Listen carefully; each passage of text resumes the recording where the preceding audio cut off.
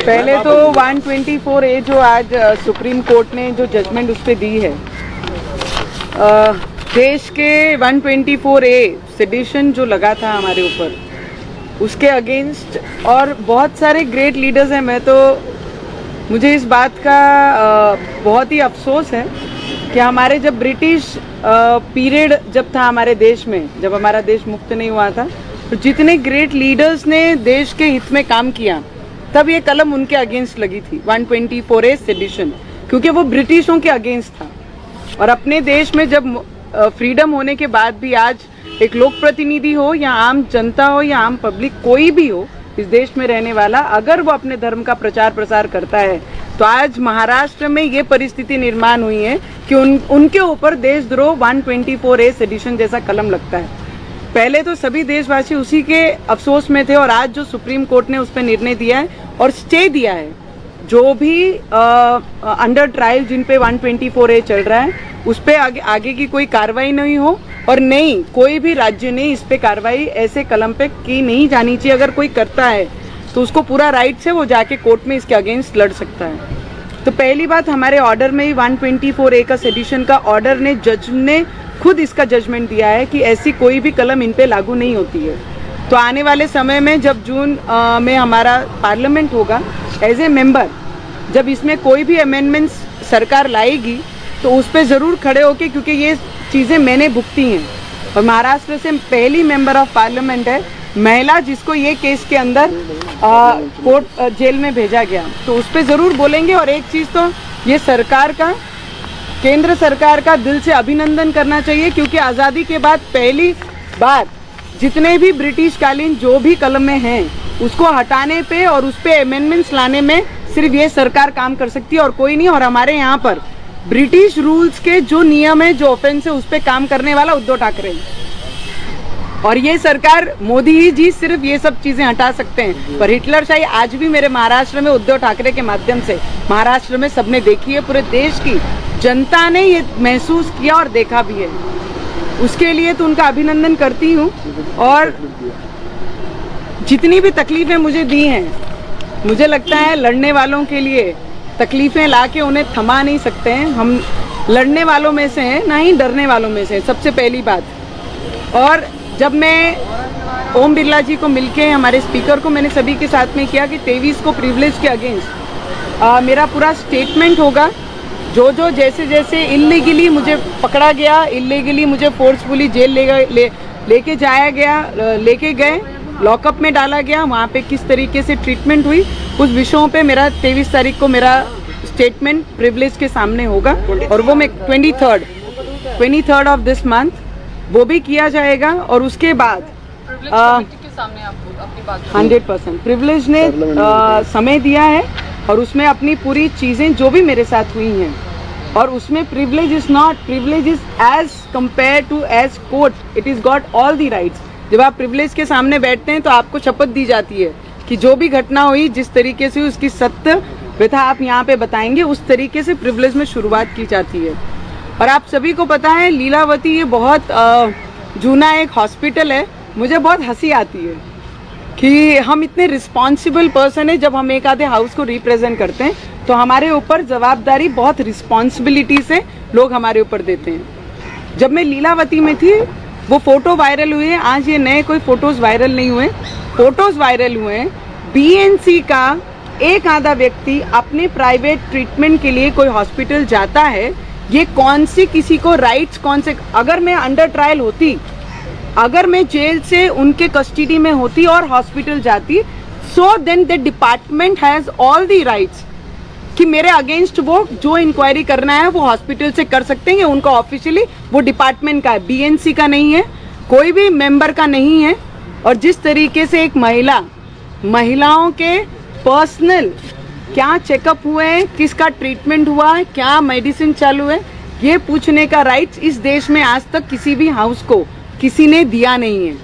उसके अगेंस्ट उद्धव ठाकरे काम कर रहा था। मेरा उद्धव ठाकरे जी को सवाल है, क्वेश्चन था, उस दिन भी था और आज भी है। प्रेस भी लिया उन्होंने। और जो महिलाएं जाके वहाँ पर पूरी फैकल्टी को टॉर्चर कर रही हैं, डॉक्टर को क्वेश्चन आंसर कर रही हैं, खुद कंपाउंडर है और वो डॉक्टर को क्वेश्चन कर रही हैं कि आपने क्या ट्रीटमेंट दी है, तो मुझे हंसी भी आई और मुझे दुख भी हुआ कि एक महिला की प्राइवेट चीजों के बारे में ओपनली चर्चा करके उनकी इंक्वायरी की, MRI की रिपोर्ट, ट्रीटमेंट की रिपोर्ट, उनमें क्या प्रॉब्लम है वो मांगने का राइट्स उन्हें किसने दिया? उद्धव ठाकरे गिर सकते हैं, ये तो सभी को पता है। उन्होंने उसी दिन दिखा दिया कि वो अपनी कुर्सी के लालच में कहां तक गिर सकते थे, और उन्होंने उससे भी लिमिट क्रॉस करके हॉस्पिटल में जब अपने लोगों को भेजकर इंक्वायरी कराई तो उस दिन और दिखा कि उनका कोई स्तर बाकी अभी रहा नहीं है। तो मैं बोलती हूँ, मैं उनसे पूछती हूँ कि उद्धव ठाकरे 2 वर्ष अपने CM कार्यालय में गए नहीं। उन्होंने उसका एक ही रीजन दिया कि भाई मेरी तबीयत खराब है, इसके लिए I cannot afford to move out from my house and I am scared of corona, इसके लिए मैं घर से बाहर नहीं जा सकता हूँ। उद्धव ठाकरे जी ने उसकी पूरी MRI से लेके, ट्रीटमेंट से लेके, मेडिसिन से लेके, ऑपरेशन से लेके सब डिटेल मुझे दे दें, और एक महिला होने के नाते भी मैं उद्धव ठाकरे की सरकार को पूरी रिपोर्ट दूंगी कि मेरी ट्रीटमेंट में क्या प्रॉब्लम है, क्या ट्रीटमेंट होनी चाहिए और कैसी होनी चाहिए। उन्होंने पहले मुझे पूरी रिपोर्ट उनकी दें, उसके बाद मैं उसके ऊपर कुछ बोलूंगी। और जो अभी क्वेश्चन आंसर करना है, but I take one more thing कि जो मेरे फ्लैट के अगेंस्ट मुझे नोटिस दी है आज, ये मुझे लगता है वो फ्लैट में मुझे रहते हुए 7 वर्ष हो रहे हैं, 6 से 7 वर्ष हुए हैं, और वो बिल्डिंग ना मैं बिल्डर हूँ, ना वो प्रॉपर्टी की मैं हेड हूँ या मालिक हूँ, किसी ने बनाई, मैंने खरीदी और मैं उस घर में रहती हूँ। ये सीधे से, और कई परिवार उस घर फ्लैट में रहते हैं, बिल्डिंग में रहते हैं। उन्होंने सडन ऑफ 124 लगाई, हम जेल के अंदर, सब वो नोटिस हमारे गेट के दरवाजे के बाहर लगा के जा रहे हैं।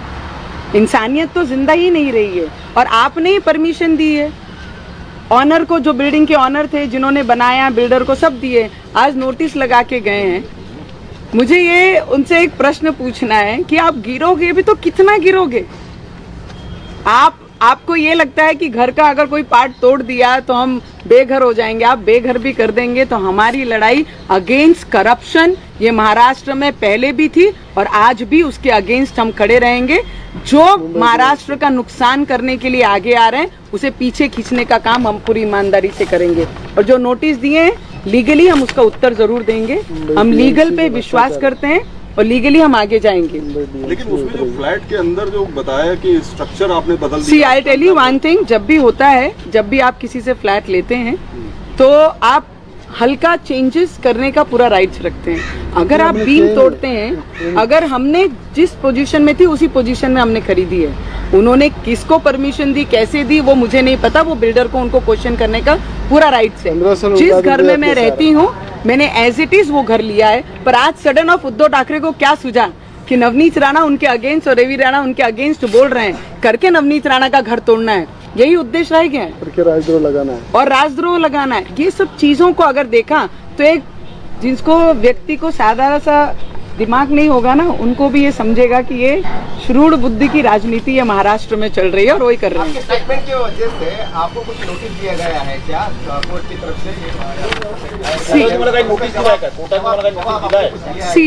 मैं आपको एक चीज बताना चाहूंगी, कोर्ट का मैंने हमेशा आदर किया है, रवि जी ने भी आदर किया, और देश में रहने वाला हर एक व्यक्ति कोर्ट के आदेशों का पालन करता है, और मैं बहुत ज्यादा रिस्पॉन्सिबिलिटी से ये शब्द बोलती हूँ। कोर्ट ने मुझे जब भी कहा कि you cannot talk on particular some subject, आप ये सब्जेक्ट पे बात नहीं करेंगे, हमने वो सब्जेक्ट को हाथ भी नहीं लगाया। और मेरे साथ जो हुआ, आज BMC का इशू है, मेरे घर गिराने के लिए अगर कोई आके लेटर लगाता है, BMC चिपकाती है, तो उस पर बोलने का अधिकार मुझे मेरे संविधान ने दिया है। फ्रीडम ऑफ स्पीच कहाँ पर है? अगर मेरे साथ जो हो रहा है, मेरे घर गिराने के लिए अगर कोई पोस्टर लगा रहा है तो उस पर मैं बात करूंगी। हॉस्पिटल में मेरी प्राइवेट हेल्थ चेकअप के बारे में अगर कोई इंक्वायरी करने जाता है जिसको मैंने राइट्स नहीं दिए, अगर वो जाके पूछेगा, उस पर बोलने का अधिकार मुझे मेरे संविधान ने दिया है और उसका पालन मैं करूंगी, और कोर्ट का पालन मैं पूरी रिस्पेक्ट से करती हूँ। 14 तारीख को मुझे लगता है कि 14 तारीख को महाराष्ट्र में जो अपनी विचारधारा छोड़कर दूसरे मार्ग पे हैं, उनकी कोई सभा है महाराष्ट्र में, और उसी दिन ये संकट से महाराष्ट्र को बचाया जाए, इसके लिए संकट मोचन की आरती सुबह 9 बजे हम दिल्ली में एक मंदिर में संकट मोचन के जाकर आरती करने वाले हैं कि ये संकट जल्द से जल्द हमारे महाराष्ट्र से दूर हो। एक मराठीमध्ये सांगा 14 तारखेला दिल्ली काय करणार? मैंने ऑलरेडी कह दिया 124A सेडिशन जो लगा है, मुझे लगता है ये ब्रिटिश कालीन में ब्रिटिशों ने हमारे देश पे लगाया था और जो ग्रेट लीडर्स थे हमारे देश के, उनके अगेंस्ट ये कार्रवाइयां होती थी।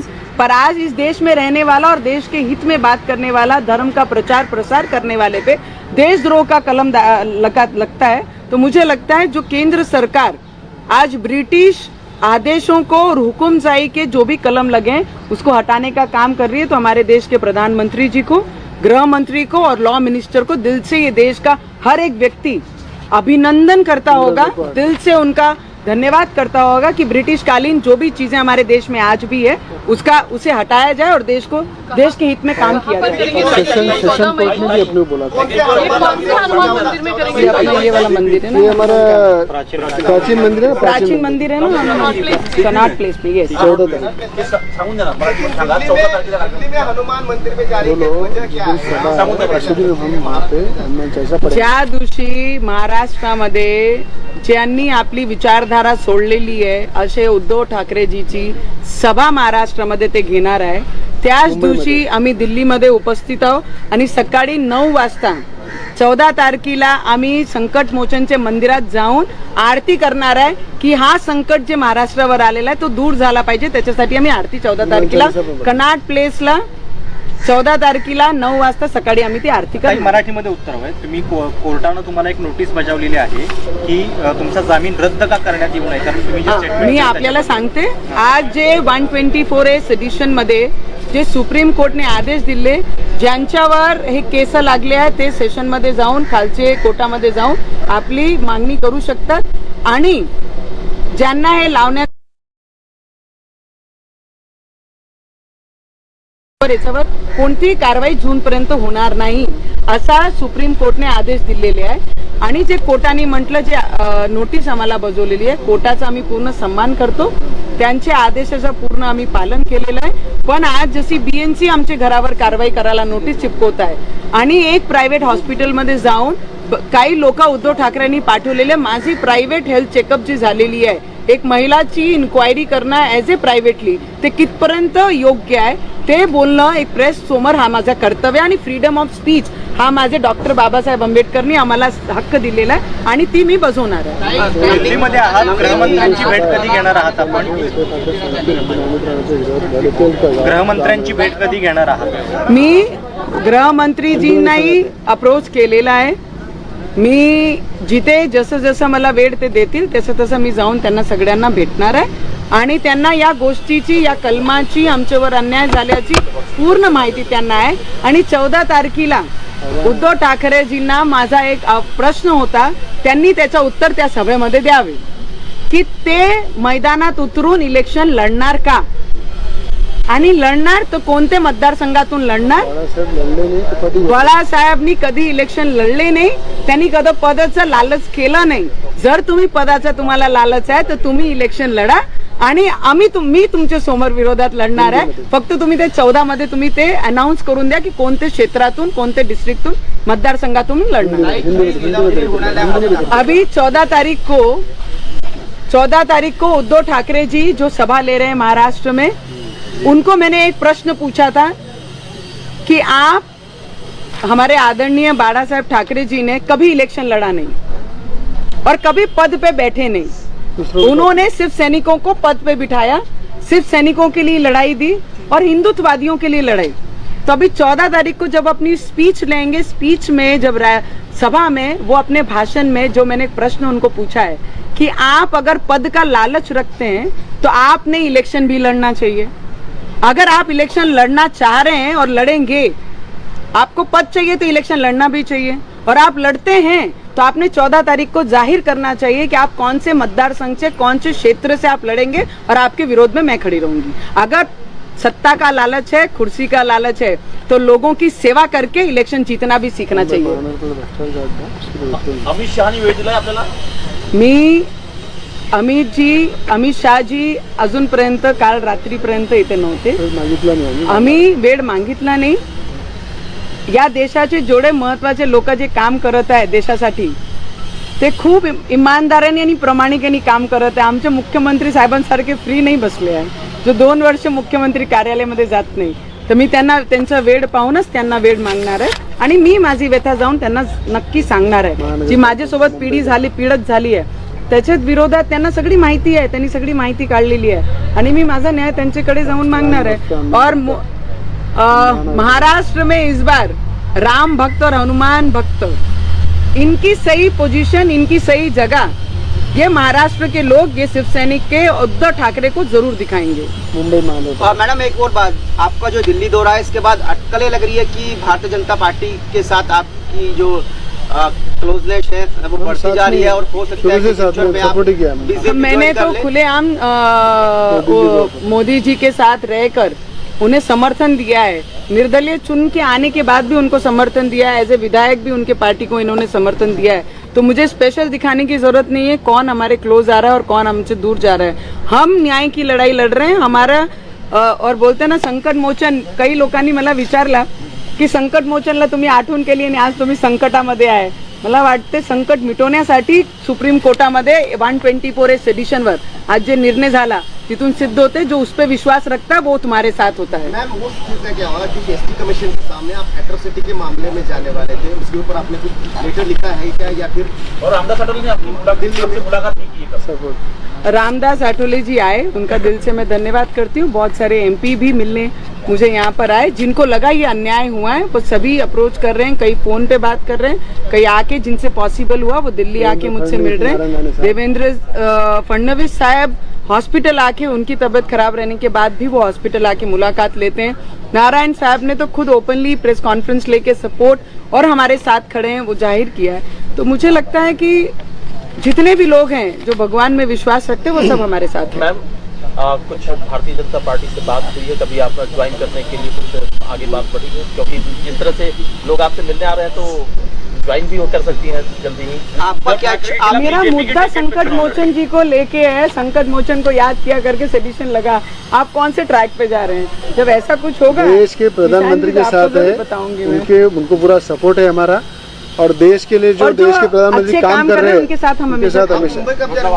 और महाराष्ट्र में बताना चाहता हूँ कि बाला साहब ठाकरे ने शिवसेना स्थापन की थी और उद्धव ठाकरे जी ने सुलेमान सेना बना दिया उसको.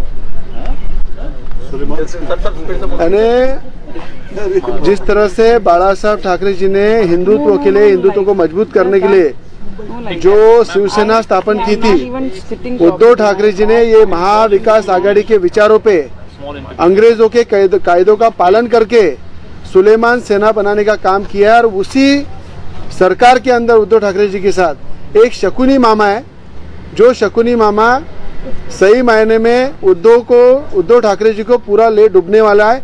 और इसके लिए मुझे डूबने वाला है, डूबने की इसमें चल रहा है. और मुझे लगता है कि जो स्थिति आज राज्यसभा शिवसेना की महाराष्ट्र में है, आने वाले परिस्थिति में शिवसेना के टिकट मांगने के लिए भी लोग नहीं मिलेंगे. ऐसी परिस्थिति शिवसेना की होगी.